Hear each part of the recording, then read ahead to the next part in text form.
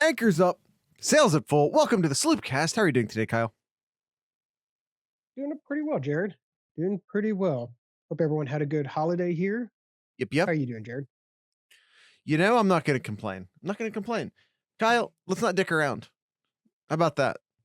How's that? Does that count as how are you doing? Because if that counts as how we're doing or how I'm doing, then I think not in the mood to dick around would be how I'm doing. All right, Jared. It is time for another fun episode of Know Your Enemy. Hopefully not the last one in a while. Yes, and going down the SEC country here to Atlanta, take on Georgia. Burn it down. Burn it. Be a lot of burn it to the ground. lot of references here. Jared. Fire. Burn down Atlanta. General Sherman would be proud. My chair's falling. I put in the description here, Jared. I says Peach Bowl, Georgia, Sherman, burn Atlanta. Let's do this. Hey Kyle, real quick. What's up? See, now here I am dicking around. The thumbnail to the YouTube video is a depiction of Atlanta burning. And here's the thing. Staring right in everybody's face all year. Again, if you're on the YouTube version, if you look down in our little branded section here of the show, right where the logo is and where the rotating logos are, that's a historical depiction of the siege of Atlanta. It's been sitting there the entire time. And quite frankly, I'm not one to read meanings into thing. But it's been sitting there on the YouTube frame all year. It's been sitting there the entire time. You are sick. Yeah, I am. I'm sick in the head. All right, let's get into it because we got a lot to cover. Georgia, the reigning champions, coming back to trying to repeat as champions again here, and we talked about it before, Jared, a number of weeks. Georgia is just a better version of Michigan. So what? Yep. And what does Ohio State have to do here to beat Georgia when they couldn't take care of business a month ago here? You got a month to be prepared for Georgia. Try to fix the issues that you have. You're down Trey Henderson. You're down one running back here. Hopefully you get a lot more players healthy here. What does Ohio State have to do? They have to learn their lessons. Listen, I still believe that Ohio State's better than Michigan. And I know they lost. I know. I get it. I saw it. I was there. But I still believe they're a better team. And by the way, Vegas agrees with me. Tossing that out there, Vegas already has odds if Ohio State and Michigan were to meet again. Vegas is giving Ohio State the edge. That being said, Ohio State's also giving the edge to Georgia in this particular game, 6.5 points. Kyle, Ohio State, 6.5, less than a touchdown. Less than a touchdown. And here's the thing. I believe, and someone fact checked me, I might be getting a couple of these details wrong. The last 10 times Ohio State was the underdog in a game, they are 8-2. 8-2 whilst the underdogs. Yeah, I think I heard something like that too. I think there's something just recently here. I believe it was 8-2 here. I'll have to clarify that here, but Yeah, you're right. I'm looking here. Last 10 entries, 8-2 as underdogs. Yeah, that's what I'm saying. Like, Ohio State plays better as underdogs. Ohio State plays better as underdogs. Now, they're not underdogs too often, obviously, because I think there's 10 times, Kyle, I think go back nearly 10 years. It doesn't happen except with Ryan Day. That is false. They were underdogs, I believe, to Clemson in 2020 and won that game. So you're wrong. No, that was last year. That was last year. They beat Clemson as an underdog. In the year 2 years before that, they did lose to Clemson. So those were their two losses as underdogs. Was Alabama In 2020. in 20. Well, it's technically 2020. Yeah. It's technically 2022. I'm doing the Yeah. season, not the bowl game date. Okay. I'm doing the season date, not the bowl game date. So yeah, no. I was correct. Okay, Kyle, we've been doing it all year. Let's take a look at Georgia. Let's take a look at some of their rankings. Let's take a look at some of their big games this year. They started off the year with what has to be called the most impressive win of the year. They destroyed Oregon, who finishes in the top 10, correct? Think so. 49-3. And it could have been a lot worse. Like, Georgia pulled their foot off the gas. This could have been a worse game if they wanted it to be. No, Bo Nix destroys Georgia, says Gangland. Bo Nix destroyed Georgia, or excuse me, Oregon. Oregon is I meant to say 15th, Oregon, by the way. Okay, 15th. But still, Bo Nix destroyed Oregon, is what Gangland said. You don't lose as bad as they did without it being a full team loss. Like you can't simplify it that much. They went on. They beat Samford the next week. They beat South Carolina the next week. And I know South Carolina finished strong, but in September they stuck. So let's not read too much into that. Now Kyle, interestingly enough, struggles against Kent State, and then Missouri after that. Yes, and then so two of, I won't say the two worst, but two of the worst teams on their schedule, Missouri and Kent State, close games. Should we read into that? That was what, 3 months ago? It was 3 months ago. Probably not, Jared. Yeah. I'm gonna say no.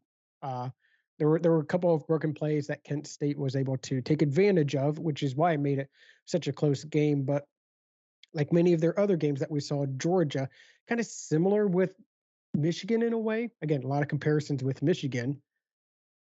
Some of the games they struggled in the first half, but then come back in the second half with their talent that they have. Their defense takes over, and then their offense does enough to win games. I mean, you look at the Tennessee game. Yeah, they did what they needed to win that game. And recently they played Kentucky, where they only scored 16 points in that game, where they beat Kentucky 16-6. They do enough to win the game, but then there's other times you see them just manhandling teams like LSU in the SEC championship game. 50 points against LSU there. Yeah, and that was a good LSU team. Which Georgia team are we going to see? Are we going to see the team that puts up 40, 50 points? Or are we going to see the Georgia team that puts up 26, 16 points? And it really comes down to, honestly, how well their quarterback, 10th year senior Stetson Bennett. Yes. Stetson Bennett is not a good quarterback. He's not a bad quarterback. Let me say that real quick. He's not a bad quarterback. But he's nothing special. I think Ohio State learned in the Michigan game that you can't just you can't just let the other quarterback give the opportunity to totally beat you. Stetson Bennett, again, not a great quarterback. But if you let him beat you, he will. He's not going to take over the game. Stetson is a hat. He's the fourth, too. He's the fourth Stetson in a row. I think there's a thing about not going up to the fourth when naming a child, but we'll let that go. Yeah, they struggle against Kentucky, who was not a good football team. But again, when they played teams that were good, that were very good, is when they showed out the most. The one exception you can find on this list was Tennessee. But still, they held Tennessee's offense, which is one of the best offenses in the country, to 13 points.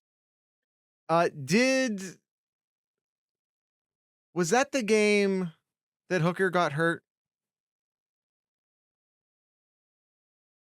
No. Okay.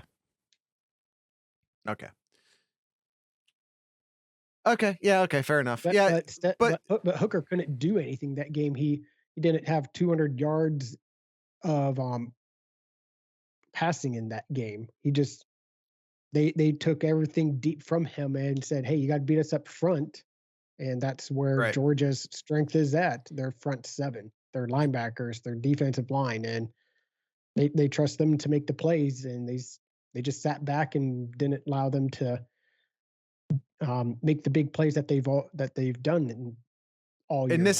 And this is a game that if you're Ryan Day and crew, that I hope you watched. I hope you watched several times. Tennessee, stylistically, not dissimilar from Ohio State. Good quarterback, good wide receivers. They want to beat you over the top. So if you're looking for a negative, for Ohio State, them shutting down Tennessee is not a great sign. If you're looking for a positive, look at their last game. Yeah, a game in which they won by 20 points. But looking at how well LSU was able to pass the ball, they passed for over 500 yards in that game. Yeah. So again, look at recently what LSU did. So you have to look at that game as well. What did LSU do correctly that Tennessee didn't do correctly? It sounds real easy when I just say it like that, of course. It's the actual figuring out that matters. Because here's the thing, though. And this is, when you start to get into the chess match of things, LSU is also, Georgia is also well aware that Ohio State's watching the hell out of that LSU tape. In the same way that Georgia is and Ohio State is aware that they are watching the hell out of that Michigan tape. As Kyle pointed out, as we've been saying all year, and we've been saying it all year, Georgia's just better Michigan. So if you're Ohio State, you have to also be watching the tape of that Michigan game and say, where did things go wrong and how do we be better? In the same way that Georgia's is also looking at their own LSU tape and saying, what did we do wrong and where can we be better? So if you're Ohio State, you look at this Georgia offense here. Yeah. What do you do to stop this offense? What is the one thing that you should really focus on to stop Georgia? They have a really nice offensive line. They have an amazing tight end. And Stetson, although two amazing tight ends.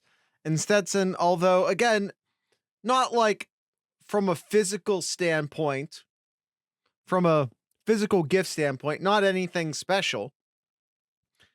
He's also 25 years old. You're not going to rattle him. He's an adult. Most of the players on the field are essentially children, young adults, basically. But Stetson Bennett's a 25-year-old. You know anything about human anatomy? If you know anything about neuroscience, might be a step too far. Like that 25 isn't important. Like that's like your brain isn't done baking until 25. Mm-hmm. So yeah, You're not going to rattle him. You can rattle most college quarterbacks because they're not full-fledged adults. They're not emotionally mature. You're not going to do that with Stetson Bennett. You're going to have a quarterback who doesn't make a lot of mistakes, who's going to take exactly what you give him, and you just can't give him anything. You can't rattle him and you can't give him anything. Mm-hmm. Yeah, I mean, you look a couple points that you pointed out there, Jared. Offensive line, just absolute studs up there. They have an All-American offensive lineman, which Ohio State does as well, and Warren McClendon too, who leads the team there to protect Bennett. Bennett's only been sacked 7 times, but Ohio State has done a really good job of protecting C.J. Stroud as well, where he's only been sacked 8 times. Yeah. So pretty much very similar there. So you have to find a way to get at Bennett. He's not going to be shaken that much just because of how long he's been with the program there. But you got to get at him quickly somehow, because if you're going to give him too much time, you just got their 2 tight ends, Bowers and Washington, who's just, it doesn't matter who you're going to put on them. You got those big athletic tight ends. You if you don't get to the quarterback in like 5-6 seconds, those tight ends, one of them is going to get open and get some chunk yardage there. So you got to be able to be creative on defense, get at Bennett, confuse him, because trying to guard, especially Bowers, who leads the team in receptions and yardage and reception touchdowns for the team. That's your main focus you want to do. Not only on the reception part, but Bowers is the overall best tight end in the country. He does everything right. He blocks really well. Didn't he get All-American? He did, yeah. Yeah. He also does a really good job on run blocking too, which you see Georgia and pretty much almost seems like every year in the past 5 years they use like 3-4 different running backs here. So, and it's a lot of the success is based on their tight ends being able to block really well too. Is Ladd McConkey playing? We don't know. I think there's, I think it's kind of like a. Yeah, well, I mean, recently, I think within the past week here, Kirby said he's excited to hopefully get Ladd back, as well as the offensive lineman I mentioned, and McClendon as well. He's excited. Really glad to hopefully. That's some wonderful coach Yes. speak. Wonderful coach speak. I would expect both of them to play, would be my assumption. Mm-hmm. My assumption is I'm expecting both of them to play. Yep. By the way, and like a lot of focus, and rightfully so, a lot of focus is put on the Georgia defense, but as Kyle is pointing out, offense is not spectacular necessarily, but wildly efficient. Again, sort of taking on the personality of their quarterback. They have less sacks than we do. Yep. Points per game, 7th in the country.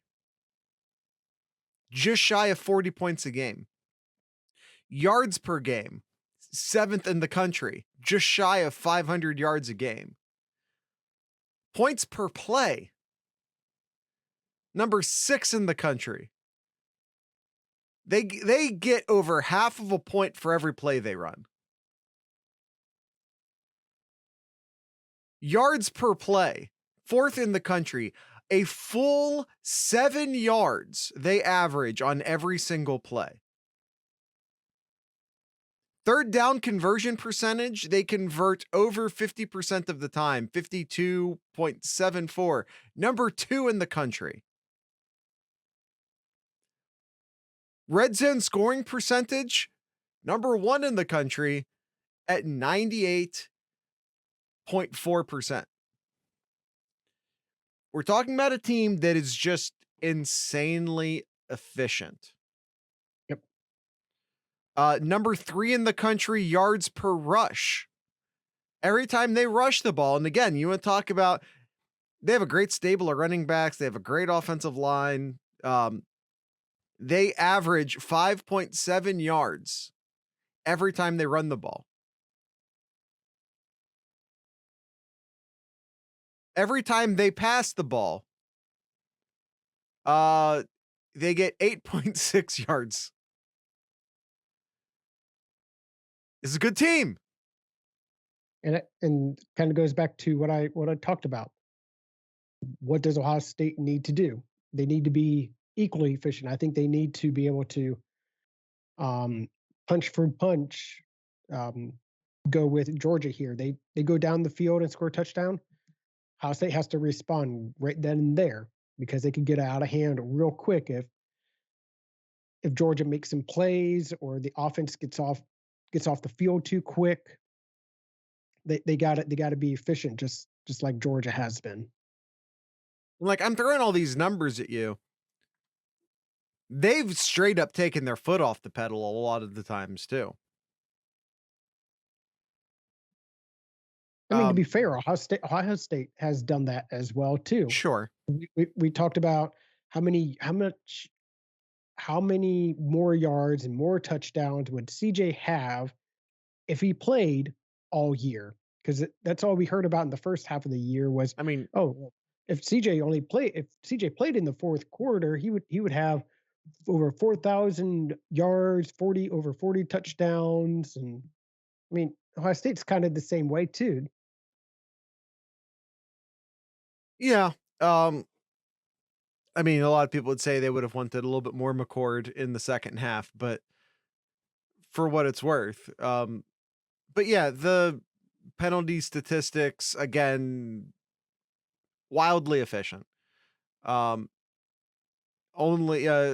they're 22nd in the country penalties per play, 16th in the country per game.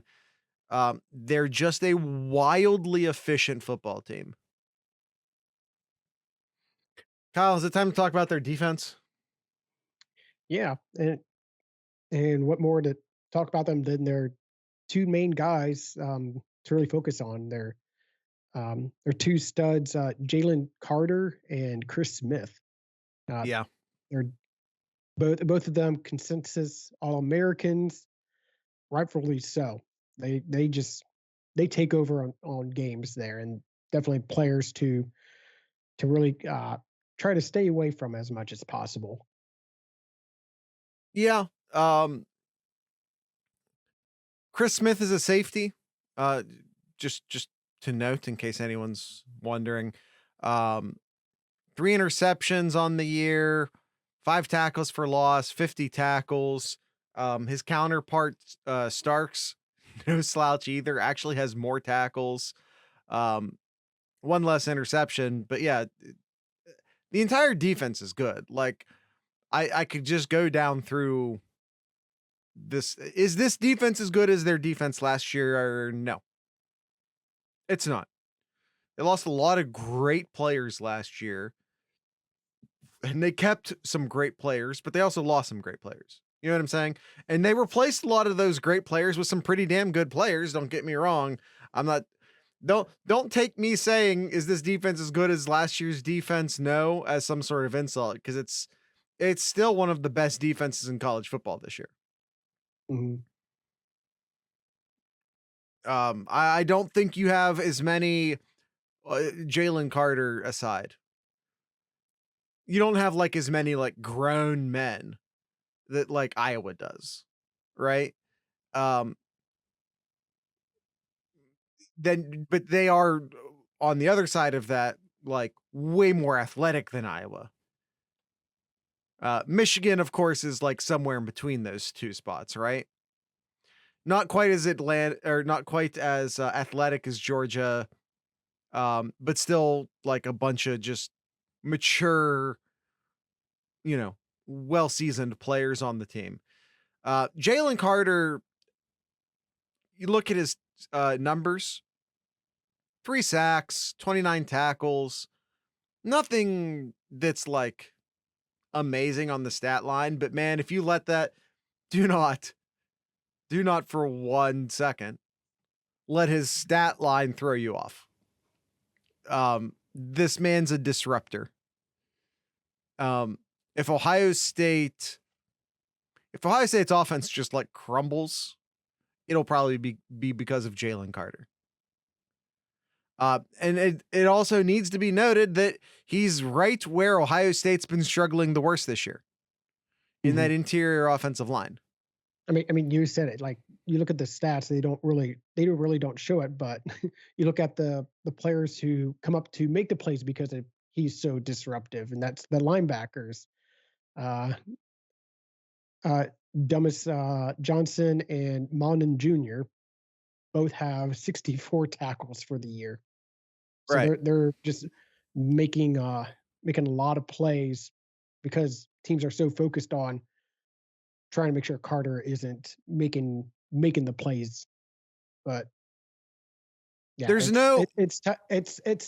It's tough trying to come up against this kind of defense. But if you're Ohio State, you just got to keep doing what you've been doing all year, and that's getting the ball into your playmakers, getting the ball into your talented wide receivers there. And CJ's done an excellent job all year of doing that. And it's not like he has to hold on to the ball that long.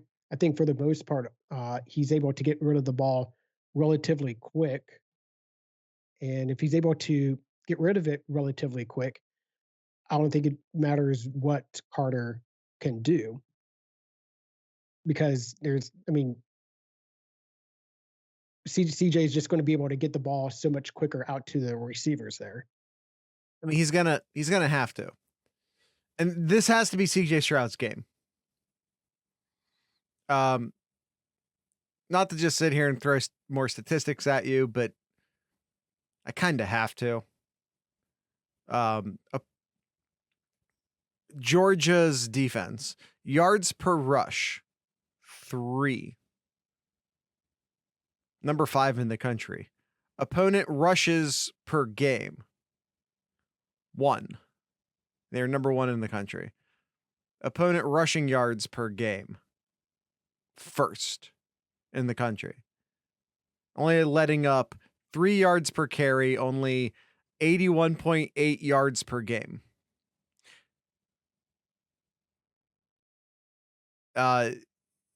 That being said, it's not like their pass defense is weak. It's not. Completion percentage. Again, when I say completion percentage, I mean allowed from the defensive standpoint, 16th in the country. Yards per pass, 14th in the country. If you look at like opponent passing yards per game, they fall all the way to 57th, but that's because teams just pass on them so damn much because they're behind and they can't run the ball. They are opponents passing plays per game, this is just the number of the passing attempts against them. This is just how many times the other team tries to pass the ball. 131st in the country. Teams just straight up don't try to run the ball against them. Either because they just find no success, or because they fall behind, or they just don't try. But teams straight up just don't even try to run the ball against them. They basically go in and just start throwing the ball. Yep. All right, And I got a couple. Go ahead. I got a couple of keys for for Ohio State to win this game here. Got a couple of things that trend well for Ohio State if at least one of these happens. Okay. If Ohio State in their last not since 2001 season, so the last 2 seasons here, if Ohio State forces at least one fumble, they force at least one fumble, Jared. Okay. They are 9-0. Now, that's a forced fumble? That's not a recovered fumble? Forcing at least one fumble since the 2021 season, Ohio State is 9-0 which is tied for best among Power 5 teams.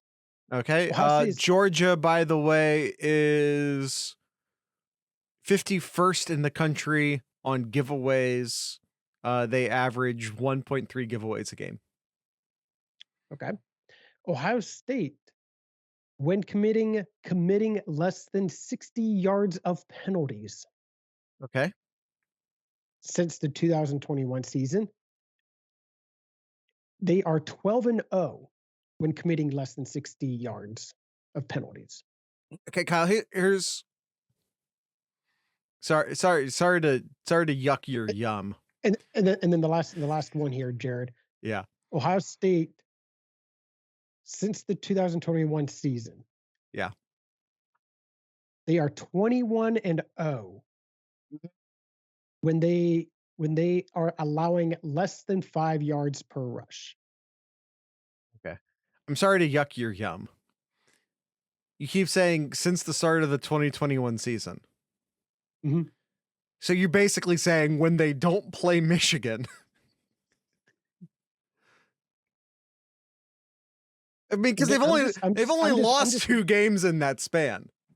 I'm just trying to be positive here, Jared. Things that Ohio State needs to do in this game: stop Georgia from running the ball, stop committing stupid penalties, and get a turnover or 2 in there. And Ohio State has a very, very good shot at winning this game. Hey, and thanks for trying to bring some positivity to this, but I tried, Jared. I tried. It's just not a big enough sample size, especially considering, like I said, Ohio State only lost two games all year. Or I mean, 2 games in that span. So for the last 2 years, Georgia. Okay, here's one for you, Kyle. Here's one for you. All right. No field goals, especially if you get inside the 20. No field goals. That's a key. That is, yeah. Here's the problem. I already told you Georgia is number 1 in red zone offense. They're also number 1 in red zone defense. Opponents only score 60% of the time when entering the Georgia red zone. That's pretty good. It's insane. Darn good. They score 98% of the time. Their opponents only score 60% of the time. Now, once again, we can talk about like why this could be a statistical anomaly, right? If you're up big quickly, which Georgia has been several times this year, teams are more likely to go for it inside the 20, right? Like you can kind of explain some of these statistics, not away. Let's not say you explain them away. Because that's not fair. They're still doing an amazing job, but maybe that's why they're number 1 and not number 10. You know what I'm saying? So it doesn't explain them completely away, but it might give you an indication why they're, 1. Mm-hmm.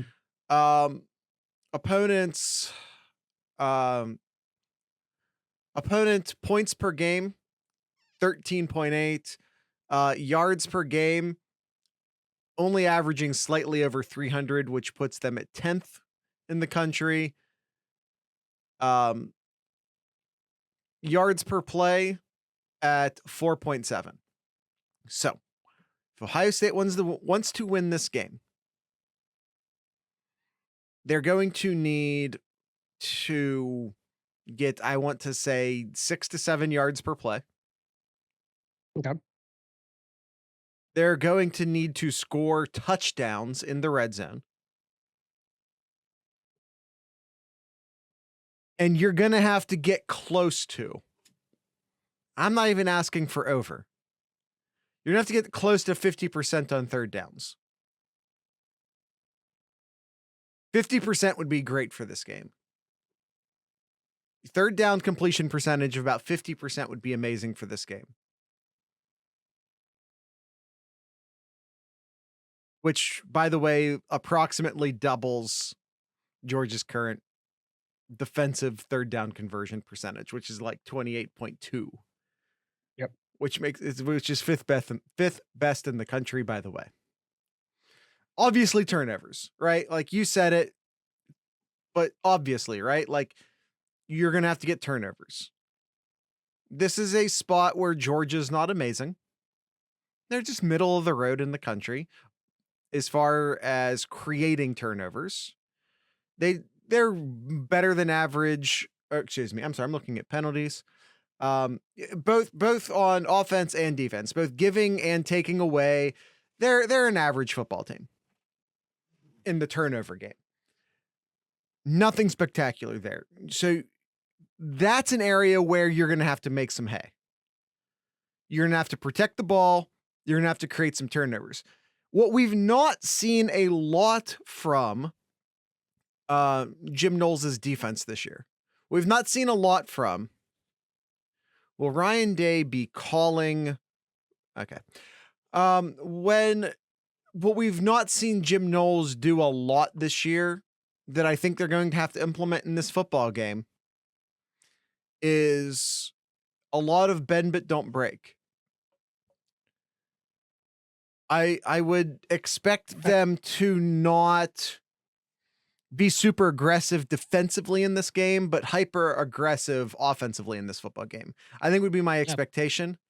Because when they went up against Michigan there, they dared Michigan to throw and we saw it. He did not have to be accurate at all to complete some of those passes. Yes, don't let Georgia get big plays. Don't be hyper aggressive on defense. Let them get some first downs. Play more conservative on defense than you've been so far this year. Keep everything in front of you. Try and force some field goals. Try and force, do to them what Michigan and all the other teams have done to Ohio State this year. Mm-hmm. What you can't do is let up a lot of big plays on defense. Yep. Agreed. You can't let up a lot of big plays on defense. You're going to have to sit back. Like I said, let Georgia get some yards. Let Georgia get some first downs. Make them make mistakes and force field goals. Tighten up in the red zone. Chop Daddy says, no, play aggressively both sides. If they had done what I'm saying right now against Michigan, they would have won that football game. I mean, how often did we see Ohio State get beat over top because they were being so aggressive? It's just what it was. Zach says, let's be realistic. How badly we're going to get demolished? I don't think we're getting demolished.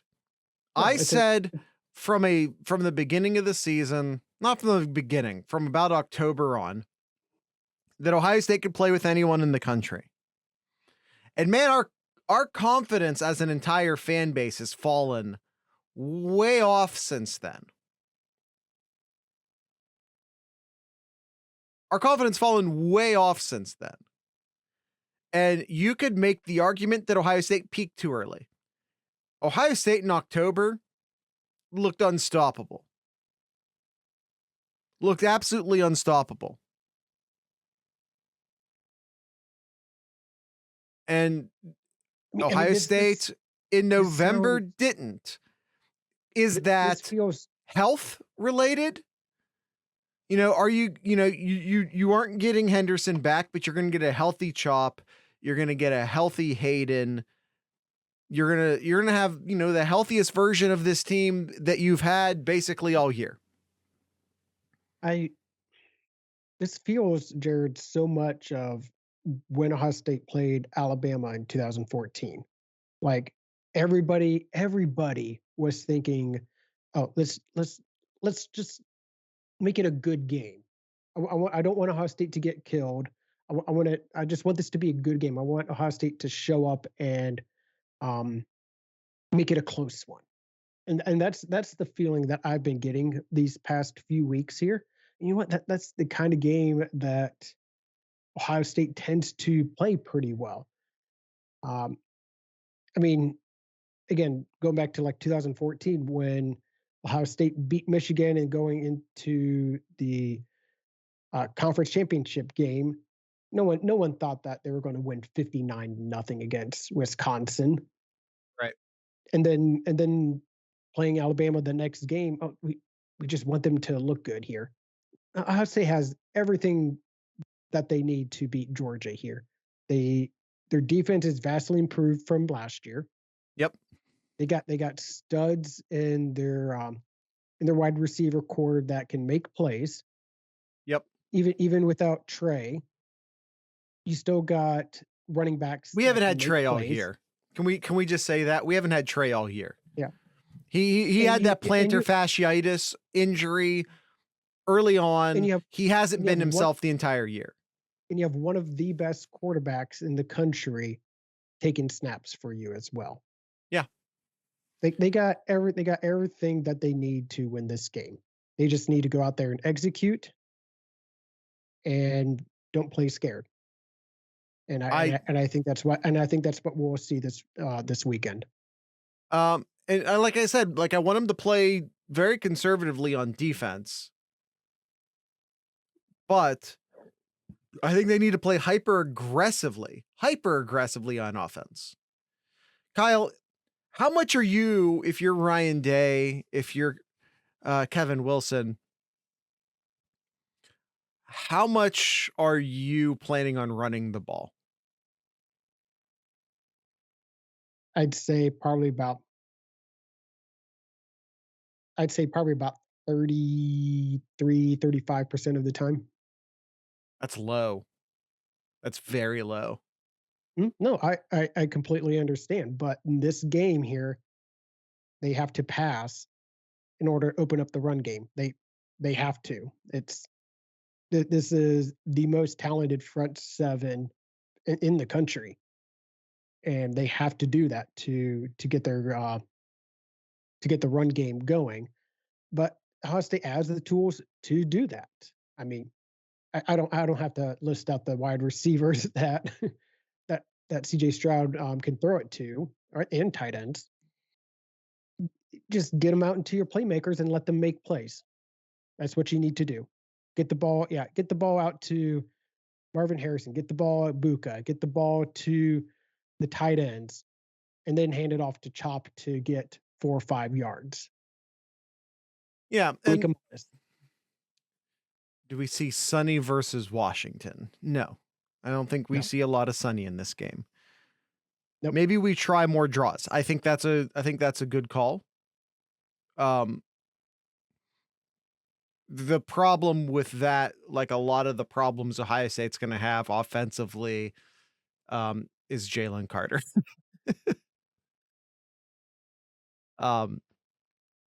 Jalen Carter's a monster. All right, let's go ahead and get into our picks here, Jared. So we'll just want to say real quick, Keely Ringo against Marvin Harrison this game will be fun to watch. I'm just tossing that out there. Sorry, go ahead. Let's get into the predictions. All right. Ohio State player to watch in this game, Jared. I'll go first here. A lot of attention will be on CJ Stroud, rightfully so. A lot of the attention will be on Marvin Harrison Jr., rightfully so. But what about the second wide receiver? What about the second wide receiver that can make the plays that I think Ohio State has a really good shot at getting open to get those underpasses there?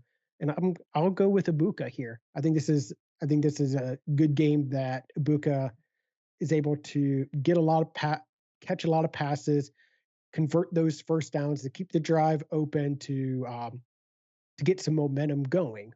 So I think this is a good game for Ibuka here. So I'll go with him to convert a lot of those third and shorts to continue the drive. Drop Daddy says, I have a secret play, the bubble screen. Gangland says, Drop Daddy onto something. Then Zach says, bubble screen may actually work on this one.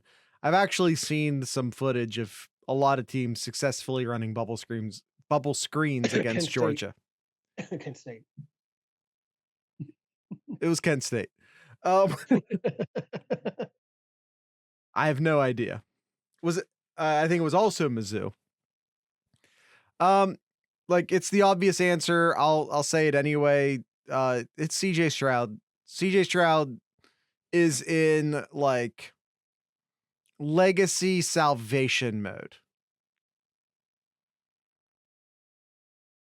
It's that simple. He's in legacy salvation mode right now. He has had all of the hype as the best quarterback, if not, one of the best, if not the best quarterback in the country coming into the season. Now this is, but he had 2 starts against Michigan, lost them both. Went to the Heisman twice, which is an amazing accomplishment. Didn't win either of them, but I really don't care. The Heisman's stupid. But CJ Stroud's in legacy salvation mode right now. Nothing's going to fix this legacy faster than winning this football game and then, of course, one more. Especially if that one more is against Michigan. And I don't care what anyone else is saying. I want that so much. I want to play Michigan more than I want to beat Georgia. It's funny because I talked to a few coworkers and they were asking me the same thing. Like, do you want Michigan to win so you can play them again? I'm like, absolutely. Whoa, hold on. Here's the problem with that sentiment, Kyle. You said absolutely I want Michigan to win, and I get it. Here's the problem, though. Ohio State plays second. Doesn't matter. Well, it does. Because, listen, if Ohio State doesn't beat Georgia, I hope Michigan gets their faces blasted off. All right, that's fair. Yes, that's fair. But we won't know is the point. Is Michigan plays first. So I can't cheer for Michigan, just in case. In case. But if Ohio State wins and Michigan wins, I won't be mad. Whoever wins that game, and it will be Ohio State, it will be bragging rights for all of eternity against those two teams. There's no game past or future that will meet that game. You beat your rival at a national title and you take away that national title away from your rival. That is the most important thing that could ever happen. Question. So Ohio State, and this is a rhetorical question. I'm not expecting you to answer this, Kyle. And because I'm pretty sure the answer is no. You might need to get like Jack Park or something on this. Have Ohio State and Michigan ever played neutral site before? I'm going to say no. I can't imagine that they ever have. I see Kyle going for the keyboard. All right, we're going to move on to enemy player to watch. Jalen Carter. I've been saying his name I'm not going to bury the lead. I've been saying it all damn show. It's Jalen Carter. One of the weakest spots on Ohio State's team is the interior offensive line. One of the absolute strengths of this Georgia team is Jalen Carter at the interior of the defensive line. Petition for national championship to be moved to Green Bay. I like that idea, but can we do Chicago instead? Let's go Soldier Field. Um, And I'm looking up, Jared, all the way back no, we're to playing in the cold, Zach. We're playing in the cold. That's the the idea. 1800s here, Jared. Every single game has been in Columbus or Ann Arbor. He didn't even say Michigan and Ohio. There wasn't like a stray Toledo in there either, a stray Cleveland or a stray Detroit. No, straight up Ann Arbor and Columbus. All right, my enemy player to watch. I don't think I've ever got to say a stray Detroit before. It's a new sentence. It's Brock Bowers. He's the guy that Bennett goes to throw it to. I mean, leads a team in receptions, in yardage, in reception touchdowns. He's the guy that really makes the offense go on the running attack too. If you can stop him from, or even just slow him down from making those critical third down catches for first downs, I think Ohio State has a good shot of winning this game. But you got to stop Bowers somehow. So that's my player to watch. You're not wrong. Key Chuck matchup Daddy here. says, I don't trust us to beat Michigan or Georgia in a straight up bully ball situation. We need the pass. I agree. All right. Key matchup, Jared. What is your key matchup? Jalen Carter versus the interior offensive line of Ohio State. I'm not trying to be creative or varied here. I'm just trying to tell the truth. Yeah, and Washington also the second the second tight end is also a good one there, Chop, to watch. Mine very similar to like your theme, Jared.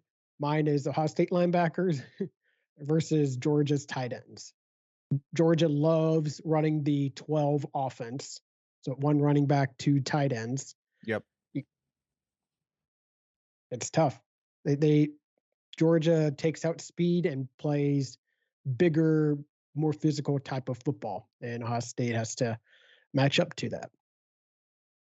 Yeah, Chop Stewart, aka Chop Daddy, says Washington is a strong side defensive end playing tight end.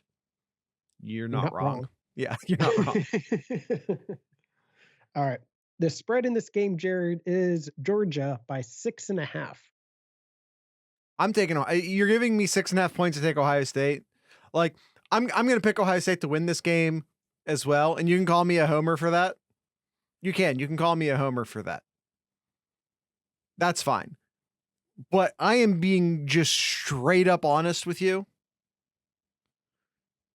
If you're going to give me 6.5 points to take Ohio State, I don't give a if they're playing the 2000 Ravens, the 1985 Chicago Bears, or Tom Brady and Randy Moss's New England Patriots.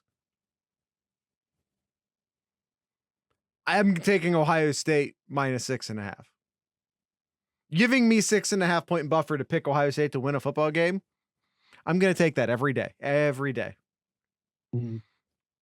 Yep, I agree. It's a lot of points there, and I'll pick Ohio State to pick the spread. I'll pick Ohio State on the spread there. And the winner of the game, Jared. I already said Ohio State. I already gave it away. Well, I'm gonna go with. Oh wait, I have them backwards there. Fuck it, I'm going to Ohio State to win this game, Jared. You turned around. You turned around the Bulldog. I don't know how I didn't notice that until just now. Ha. Ohio State funny. To win in a 2014 fashion, 42-35. Hey, everyone in the chat. Who you picking for the spread? Who you picking for the spread? 6.5. Ohio State, the Buckeyes, and Georgia. Okay. So we already know Zach's picking Georgia to win. So Stewart and Gangland, Who are you picking to win the game?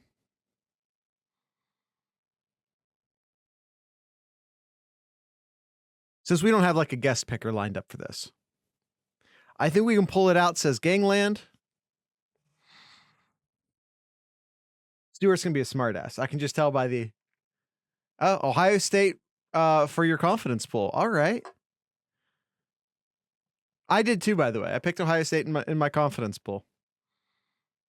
I put 1 point on it. I put 2 points on it. I put 2 points on it. I picked Ohio State in the confidence pool.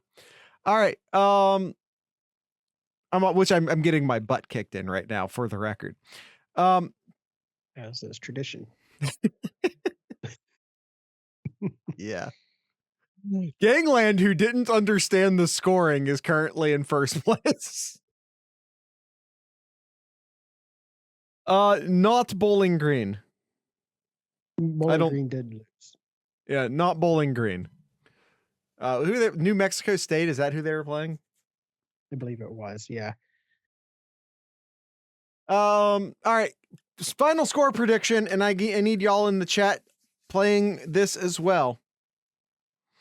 Final score prediction. I have Ohio State 31 and Georgia 28. Kyle? Mm-hmm. No, I didn't go nice. Sorry. I didn't do it. 59. It's a 59. Yeah. Nearly nice. Fair enough.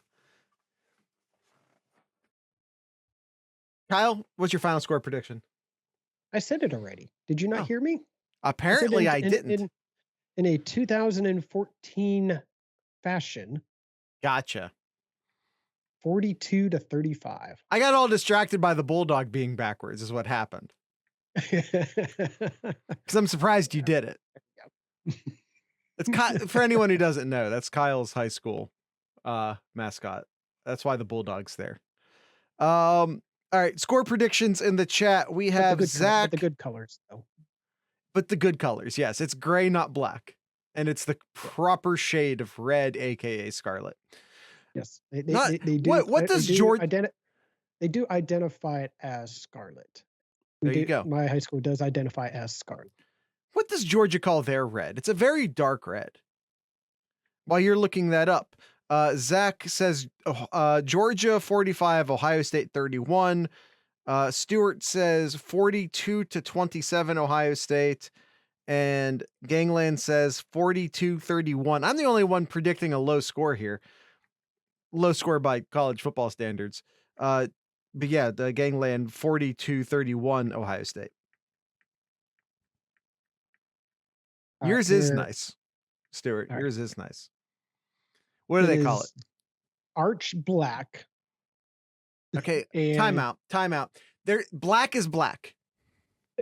Shut the fuck up. You can have different shades of red. You can have different saturations of red. Black is black. Shut the fuck up, Georgia.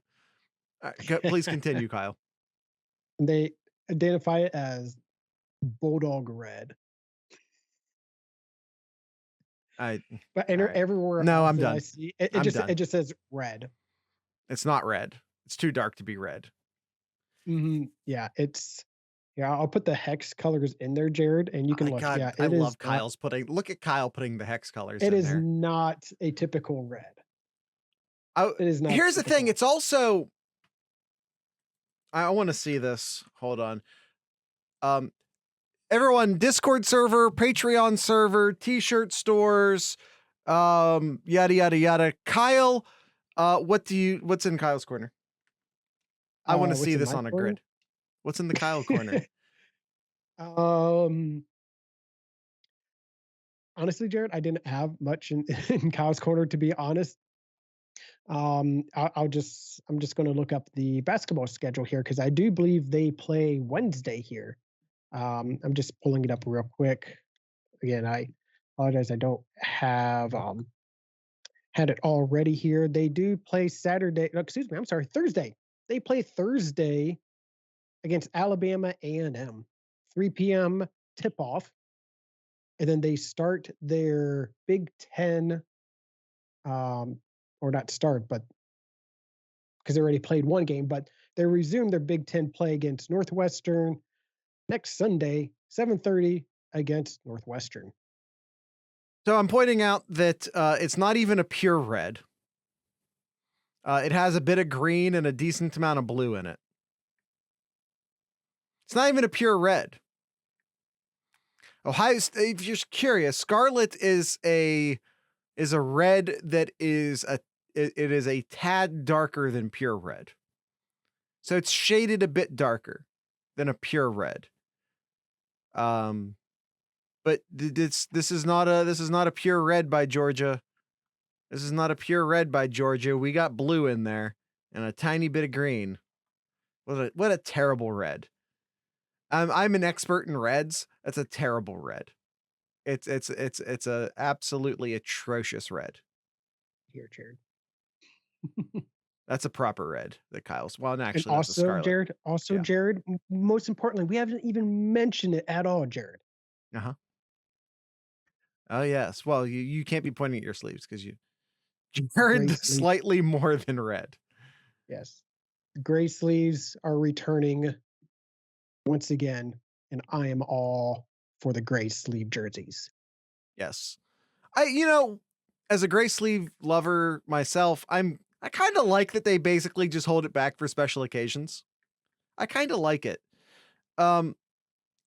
Is minstrel red a thing, Stuart? Because that sounds familiar.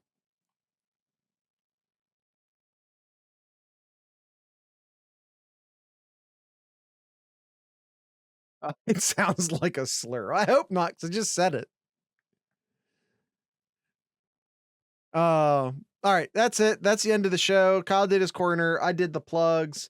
Tonight's ending music brought to you by a band. There's your gray sleeves in the chat. Lost my train of thought. Oh yeah.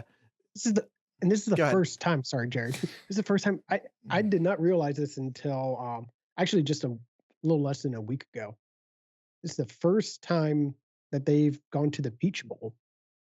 Yes, Ohio State has the opportunity to be the first team to win all 6 of the New Year's 6 bowls as well, which is a fun accomplishment. Yes. All right, I'm done now. Go ahead. We will call that the Buckeye Smash from now on. I hope they do it, but they won't. Hey, it's okay, Zach. I mean, like, Vegas is on your side.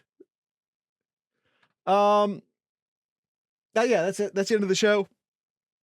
Tonight's ending music brought to you by a band, kind of a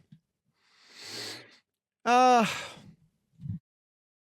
call them a, I want to say acoustic punk band or a folk punk band from Columbus. They're called Two Cow Garage.